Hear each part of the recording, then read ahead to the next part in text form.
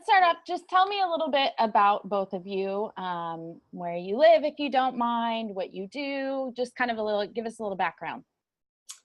Okay, I'm Gwen, this is Barry, and we live near Calgary, Alberta in Canada. We've been married for just over 23 years.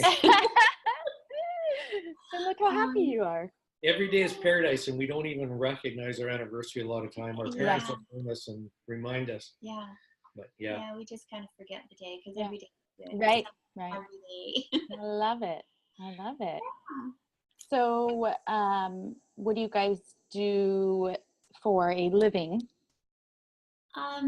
We have a couple businesses. Barry runs one of them, and I sort of look after the other one. And we're both sort of semi-retired, and nice. Okay, so tell me a little bit about how you came to this work. What, in a context of have both of you guys always had do you have a spiritual background? Do you have, what's your background as far as that goes? And then kind of what brought you here to this moment sitting with me right now? Okay.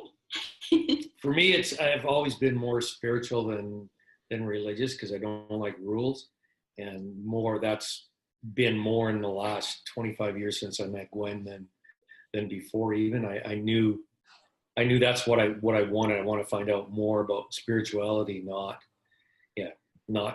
someone preaching to me about what I can and can't do, because I know right from wrong. Mm-hmm. So the Dr. Joe thing fits. Like when I found the spirituality within it and divine within me, is like way cool. This is neat. It's been a long journey, and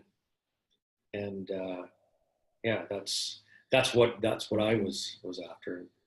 Mm-hmm. And I kind of came across Dr. Joe in a sort of a different way when my health failed me. And to make a long story short, I had a kidney transplant in 2015. And shortly after that, my spine started breaking with compression fractures. I couldn't support, my spine couldn't support the weight of my body anymore. And my spine started breaking, and what the doctors were offering me wasn't something that I wanted. So I knew I had to do something different. And I had heard about Dr. Joe. I had read his books. I had tried to do his meditations and wasn't really successful at it at first. I had done different types of meditation, and for some reason this just wasn't clicking with me. But anyway, when you get to that dark night of the soul where you have to do something, you don't know what to do, you have no choice but to step out on a limb or step into that river and make some changes. And because Dr. Joe had sort of the same type of injury as I had, and he had fixed his back, I thought, okay, he did it, I can do it too. So he was truly my inspiration just to kind of keep going. And I started healing. My osteoporosis turned around, and I was building bone again, which I didn't think I could ever do at my age. And, previously, but then I thought, okay, once you start seeing some results, it's like, okay, I'm just going to keep doing this. Right. And so I kept doing it, and here I am scaling down 34-story buildings. I know. Wow, that is so amazing. But if you can, tell me how did you tell the doctors about what you were doing with the meditations and kind of trying to take your health into your own hands, and how were their reactions, as well as family and friends? Okay. I didn't tell the doctors what I was doing. I just told them that what they had for me wasn't going to work. Mm-hmm. And so they basically just, washed their hands of me. And later on, I did find a really good endocrinologist who, she's a younger doctor, and she's very excited to see my results and see what I'm doing. So that's really refreshing, actually. Yeah. A few of her high-end doctors wouldn't recognize her first test where she actually built her bones up by 10 to 15%, which is totally unheard of. Her family physician, who's who's really, really good and will tell it like it is and understands. He recognized it. He said, whatever you're doing, keep doing it. And he said, this is totally amazing what you're doing. So yeah, my family doctor was very surprised he's for an me. awesome guy. Yeah. But the transplant doctors at the transplant clinic, they just sort of kept getting the results mixed up and saying, well, no, you're losing bone. I'm like, no, like you've got the years mixed up. Yeah. Taken Wow. Right. Yeah. Wow. Yeah. So how are you doing now at this day and time? I'm doing great. Yeah. She's normal. I mean, Yeah. it wasn't much more than 3 years ago, basically July of 15, which is only 3 years ago. She was upstairs bedridden for 3 months, screaming in pain and not knowing what to do. And we didn't think there was, you know, I was hopeful for her, but I didn't know, or hopeful for us both, because it was both our lives were in danger. Really, she was just a mess. And once her first, I mean, so all she could do was go from the medical bed we'd rented to the bathroom with a walker, and then I took all her food upstairs for her for months, and I could see her starting to be a little bit better. And I think when she noticed there was a little difference, I think that was a catalyst to keep doing what she was doing. And like she said, the dark moment or dark night of the soul. I mean, she had no choice. You know, it was do or die. It was do or die. I mean, neither one of us wanted her to be in bed for the rest of her life. And the doctors told her if she sat down just too fast again, she would probably do the same thing to numerous vertebrae and could be a paraplegic. Wow. So yeah, I mean, there was no hope given to her. Yeah, a lot of fear. Yeah. She's stronger than the average person, though. I can tell. We're both very stubborn. She'd been through, 4.5 years of dialysis, which is really, really. It was only 3.5 years. 3.5? Okay, well, 3.5, which was really, but it felt like 10. really hard on her physically and hard on both of us emotionally, because she spent her evenings upstairs hooked to the machine, and I didn't have a life with her, so it was really tough. Yeah. I can imagine. So it sounds like that has all turned around for you guys now. And and Barry, you have a bit of a story from your first progressive workshop you went to with Dr. Joe. It was, you know what, I received a miracle in a mental spiritual healing, which I didn't go there not expecting it. I went there with an open mind after reading Breaking the Habit just a couple of months before. Oh. And came out of that one meditation on the Sunday where he asked you to leave all your emotions at the altar for your higher self to deal with. That's what I remember listening to. And I did that, and I came out of that. And there was two things. Right away, I knew that this little pain in my back had been bothering me for years. I realized 10 minutes later it was gone. And then I just kind of felt in this happy place. And it was hard to explain until going through that evening. And then the next morning, everybody I dealt with at the hotel, the taxi, it was just like, it was a different world for me.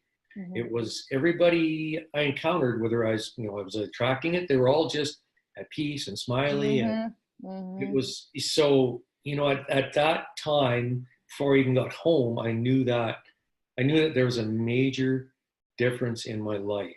Wow. And when I got home and hugged Gwen at the baggage carousel, I knew that her and I were back together, and I was just going in my mind, wait and see. Like, she has to wait and see that I've changed. Yeah. Because what happened to her physically for, the broken back, the dialysis, and the kidney failure before dialysis, that affected our relationship in a huge way. And I did not know how to deal with that. I was so mad at the world, and I had depression that I didn't even know I had until I didn't have it when I came out of the progressive. So, I mean, I told people in Toronto that I owe my life to Dr. Joe. Gwen owes her life to Dr. Joe. Just, his teachings, I guess. His teachings have changed our lives. Yeah, I don't know where we'd be without that. I truly don't. Wow. And what an amazing testament. I know we talked a little bit about there's so many people in this work and who start down this path that don't have a supporting partner only because it scares them. It's something new. It's, you know, it's kind of going against convention. So I know having a partner that is on the same path with me and supports me in this is amazing. And it's so huge. Wouldn't you two say to have that support? Oh, absolutely. Yeah, we've always been on the same page for thinking, you know, for whatever. We've never had arguments about much. It's just kids or money or whatever. So, you know, for us to be on the same page. I mean, we weren't. Gwen went first, and I noticed a difference in her in May of 16, and I didn't go till December. Oh, okay. Yeah, so she went in May, and I noticed physically and mentally there was a difference. But Yeah. I compared myself kind of to an alcoholic. I didn't have the dark night of the soul. I was just trucking along, hoping that I was hoping for a miracle within our house and within me. Yeah. You know, something would change. I would change, but I knew we were headed for no good. I really Yeah. did. Yeah. Unless something changed. Unless something changed, and Sure. then It was you. that was Yeah. me. So how, you know, you guys have both been through a couple workshops. You both have had amazing healings. How do you say you apply this to your life now, day in and day out? How do you see life differently? How do you present yourself in your life differently? You know what? It just all falls into place so easily. Number one's driving down the road. I'm absolutely don't care if I'm, you know, going 75 mile an hour in the fast lane or doing 60 mile an hour behind cars in the slow lane. It absolutely changed my driving. I don't get mad at anything. I don't get anxious at not one thing in my life. Wow. You know, my employees, well, and it's almost been 2 years. My son actually tried to test me at work for a long time and still does, because he didn't believe that I'd changed, because he would see me angry at facts that wouldn't, at the littlest things, see me angry. So when I came back, you know, the employees and my son see the, you know, the calm in me. It's just, so it's like, you know, like Dr. Joe, like just be the example, and people will ask, what have you done? So, you know, my life driving, whatever, being with Gwen, I mean, you know, when I came back from Progressive, we had a relationship back. That was just no brainer. We were back as good as we were 10 years ago before the whole thing went, or I believe it's better, because we both love ourselves now, which I don't think either one of us did before. We were still an awesome couple, but now we're like an awesome couple. Yeah. You know? Yeah, absolutely. I know. Yeah, so those are the things that change, and applying it, like I say, those physical things like driving, being at work, just, I think I'm attracting different people too. I've lost some friends. I was going to ask about that. Have you guys noticed anything fall away in your life? Yeah, they've distanced. You know, my mom, who I used to butt heads with, you know, a lot, tried after I got back, and it wasn't, you know, I was just going, no, we don't chat about that. We don't. Well, why? I said, because it's in the past. Well, we'll talk about it. I said, no. So she's learned. So, you know, that's cool. She's kind of changed in a way. So, yeah. So that's kind of how my life has done that. Yeah, I just try and live my life every day, heart-centered. And I rarely run into conflict with anybody.